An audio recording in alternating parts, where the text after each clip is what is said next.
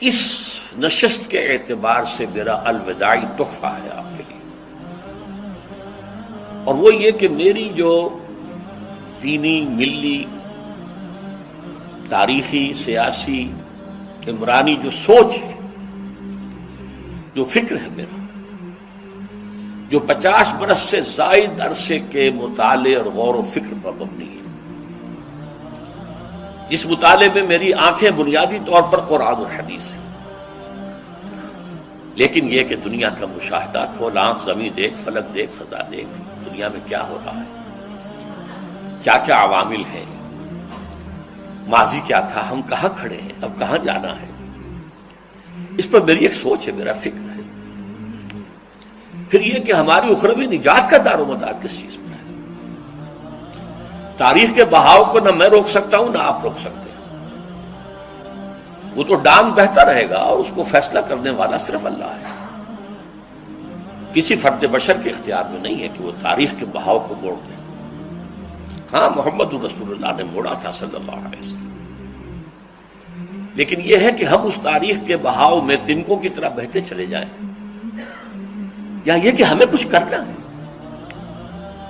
اس اعتبار سے میں اپنے فکر کا خلاصہ آج آپ کی خدمت میں پیش کروں گا، وہ میرا اس سلسلہ اجتماعات کے اعتبار سے الوداعی تحفہ ہوگا۔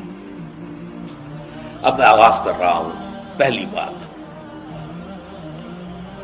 اس سبب میں 3 باتیں مجھے کہنی ہیں۔ سب سے پہلی بات یہ کہ زندگی کی سب سے بڑی حقیقت موت ہے۔ ہم بھلائے رکھتے ہیں، اپنے ذہن سے اسے دور رکھتے ہیں،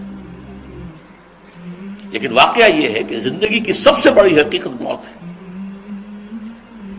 خدا کے منکر پیدا ہوئے ہیں، لیکن موت کا انکار کرنے والا تو کوئی پیدا نہیں ہوا۔ اس لیے میں نے آیت آپ کو سنائی، کل نفس ذائقۃ الموت، ہر ذی نفس کو موت کا مزہ چکھنا ہے، ہر جاندار کو موت کا مزہ چکھنا ہے۔ ثم الینا ترجعون، پھر ہماری طرف لوٹا دیے جاؤ۔ تو زندگی کی سب سے اہم حقیقت موت، اور موت کے بعد رجوع اللہ، آخرت، یہ سب سے بڑی حقیقت ہے۔ ایک حقیقت سب مانتے ہیں، سب جانتے ہیں، دوسری حقیقت کے اوپر پردہ پڑا ہوا۔ میں نے اس اعتبار سے نوٹ کیا، یہ الفاظ قرآن میں 3 مرتبہ ہے، کل نفس ذائقۃ الموت، ہر جاندار کو موت کا مزہ چکھنا ہے۔ انبیاء اس سے مستثنا نہیں رہے، رسول اس سے مستثنا نہیں رہے، اولیاء اللہ مستثنا نہیں رہے۔ وقتی طور پر استثناء حضرت عیسیٰ کا ہے کہ ابھی وہ زندہ ہے، لیکن عیسیٰ یاتی علیہ الموت، حضور نے فرمایا عیسیٰ پر بھی موت آئے گی، جب دوبارہ آئیں گے، زمین پر اتریں گے، پھر اس کے بعد ان پر موت وارد ہوگی، ان کی نماز جنازہ پڑھی جائے گی، انہیں دفن کیا جائے گا حضور کے پہلو میں، شادی بھی کریں گے، اولاد بھی ہوگی۔ باقی تو یہ ہے کہ کل نفس ذائقۃ الموت، سب کو موت کا مزہ چکھنا ہے۔ عیسیٰ بھی بالآخر اس سے مستثنا نہیں رہیں گے،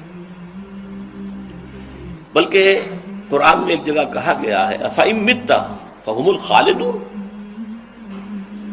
کیا ہے نبی، اگر آپ کا انتقال ہو گیا تو یہ کیا ہمیشہ رہیں گے؟ کون ہے دنیا میں جو ہمیشہ رہے؟ انتقال تو ہونا، آپ کا بھی ہونا ہے۔ انک میت وانہم لمیتون،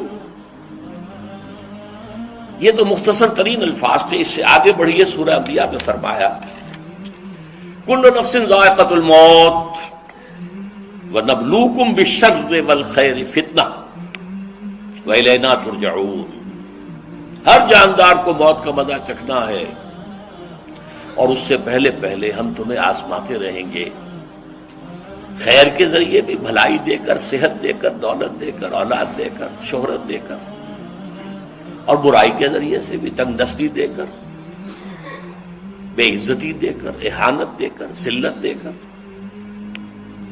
وَإِلَيْنَا تُرْجَعُونَ، اور پھر ہماری طرف لوٹائے جاؤ گے۔ یہ وہ دوسری حقیقت جو میں نے کہا کہ جس پر پردہ پڑا ہوا ہے، بہت بڑا پردہ ہے۔ لوگ یہی سمجھتے ہیں کہ یہی دنیا کی زندگی ہے۔ قرآن کہتا ہے ان الدار الآخرۃ لہی الحیوان لو کانوا یعلمون، یہ تو آخرت والی زندگی ہے جو اصل زندگی ہے، کاش کہ انہیں معلوم ہوتا۔ اس سے بھی زیادہ تفصیل سے یہ آل عمران میں آئی آیت، کل نفس ذائقۃ الموت وانما توفون اجورکم یوم القیامہ، ہر جاندار کو موت کا مزہ چکھنا ہے اور پھر تمہیں پورا پورا تمہارا اجر اور بدلہ دے دیا جائے گا قیامت کے دن۔ فمن زحزح عن النار وادخل الجنة فقد فاز، جو کوئی آگ سے بچا لیا گیا اور جنت میں داخل کر دیا گیا وہ تو کامیاب ہو گیا۔ اللہم ربنا اجعلنا منہم، اللہم ربنا اجعلنا منہم، اللہم ربنا اجعلنا منہم۔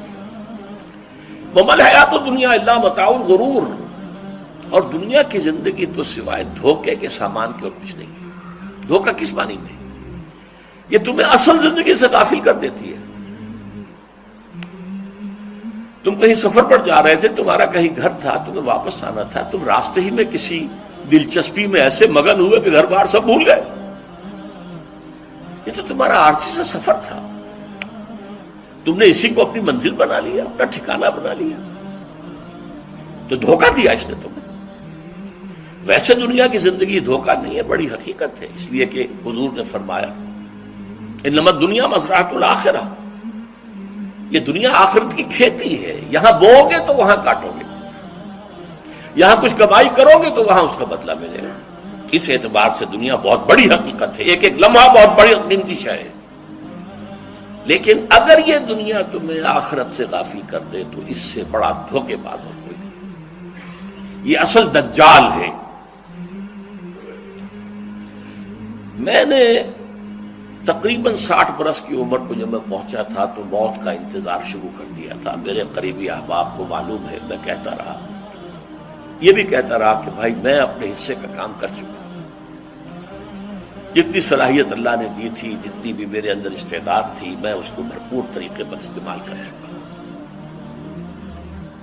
دم واپسی برسر راہ ہے عزیز و اب اللہ ہی اللہ ہے، یہ میرا معاملہ رہا ہے 60 برس کی عمر سے۔ اس کے بعد اللہ نے مزید 14 برس دیے ہیں، یہ نافلۃ لک کے درجے میں کہتا ہوں، اس کا اللہ کا عطیہ خصوصی ہے، نفل ہے، ہمیشہ کہتا رہا ہوں۔ مسنون زندگی تو 61 برس ہے ہمارے حساب سے۔ علامہ اقبال کے بارے میں سنا ہے کہ رویا کرتے تھے کہیں میری عمر حضور کی عمر سے زیادہ نہ ہو جائے۔ وہ 6 مہینے کم ہی رہی ہے حضور کی عمر سے۔ جو حضور کی عمر تھی وہی حضرت ابو بکر کی، وہی حضرت عمر کی، وہی حضرت علی کی۔ ہاں حضرت عثمان 82 برس کے ہوئے ماشاءاللہ۔ پھر یہاں کے مجددین میں سے وہی عمر حضرت شیخ احمد سرہندی کی، وہی شاہ ولی اللہ دہلوی کی۔ ہاں شیخ عبدالحق محدث دہلوی رحمۃ اللہ علیہ 82 برس کے ہوئے۔ لیکن یہ میں کہا کرتا تھا مسنون عمر تو 61 برس ہے، جسے ہم 63 کہتے ہیں وہ اصل میں ہمارے حساب سے 61 بنتا ہے۔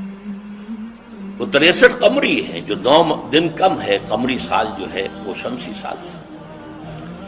بہرحال میں اس وقت سے منتظر تھا، لیکن جو بھی وقت اللہ نے دیا ہے اللہ کا شکر ہے وہ مفید کاموں میں لگا ہے۔ ان میں خاص طور پر میں سمجھتا ہوں کہ اللہ کا مجھ پر سب سے بڑا احسان، اور مجھے پر نہیں، بہت بڑے پیمانے پر لوگوں پر جو احسان ہوا ہے وہ میرا 1998 کا دورہ ترجمہ قرآن ہے جو کراچی میں ہوا تھا۔ 1998 کے مارچ میں میرا بڑا آپریشن ہوا، دونوں گھٹنے تبدیل کیے گئے، لیکن 98 کے آخر میں، حالانکہ میں چل نہیں سکتا تھا، کراچی میں مسجد جو ہے اونچی ہے، دوسری منزل پر ہے، تو خاص ریمپ بنایا گیا جس کے ذریعے میں ویل چیئر پر مجھے لے جایا جاتا تھا۔ میں نے درس دیا۔ اس درس کی گزشتہ چند سالوں سے پوری دنیا میں جو گونج ہوئی ہے اللہ کے فضل و کرم سے، اللہ کی کوئی حکمت خداوندی اس کے ساتھ وابستہ ہے۔ اس میں میرے کسی کام کو دخل نہیں ہے، میری کسی کوشش کو دخل نہیں ہے۔ میں نے تو جو درس میں دیتا آ رہا تھا سن 85 سے دورہ ترجمہ قرآن، البتہ یہ بات ضرور ہے کہ میں نے محسوس کیا تھا کہ سن 98 کے اس درس میں دورہ ترجمہ قرآن کے مجھے خصوصی انشراح حاصل تھا۔ میری ساری گفتگو کا حاصل کیا ہے؟ دیکھیے، نظریاتی تحریکوں کا تعلق اشخاص سے نہیں ہوتا، ٹھیک ہے، کوئی اس کا داعی ہوتا ہے، کوئی اس کا مؤسس ہو جاتا ہے، کوئی اس کا آغاز کرنے والا ہوتا ہے، لیکن نظریاتی تحریک افراد سے وابستہ نہیں۔ افراد آتے چلے جاتے ہیں اپنا اپنا حصے کا کام کر کے، جس کو جتنا مقدر ہے، جس کی جتنی اللہ تعالیٰ کی طرف سے توفیق ہے، وہ اپنا کام کرے گا، چلا جائے گا۔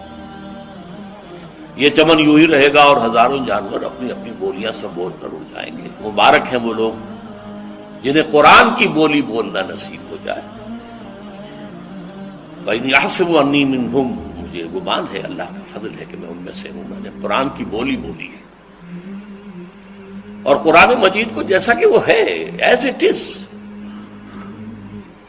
اپنے کو مذمومہ خیالات، اپنے کوئی ذہن سے زائدہ نظریات کو میں نے اس میں دخل نہیں دیا، جسے انگریزی میں آپ آبجیکٹولی کہتے ہیں۔ خالص معروضی طور پر قرآن کو پڑھا، قرآن کو قرآن سے سمجھائے، یا پھر سیرت رسول سے سمجھائے۔ میں لفظ سنت کی بجائے سیرت استعمال کر رہا ہوں۔ قرآن مجسم حضور تھے صلی اللہ علیہ وسلم، اور حضور کی سیرت اور حیات جو ہے وہ قرآن مجید کی اصل تفسیر ہے۔ یہ حقیقت بھی بہت کم لوگوں کے علم ہے۔